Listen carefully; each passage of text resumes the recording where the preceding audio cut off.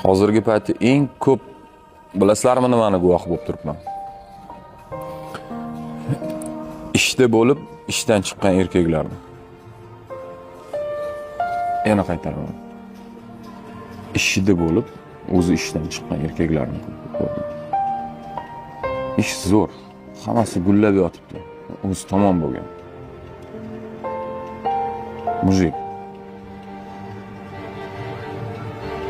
Ozgina o'ziga e'tibor berib turish ayb emas.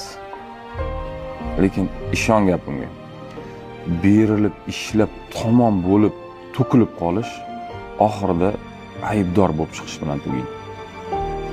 Eng qizig'i, ayni o'sha ishlab bergan insonlaringni o'ziga sal qarasa bo'lardi. Berilib ketdi ishga deb achinib qo'yadi. Rahli bo'l.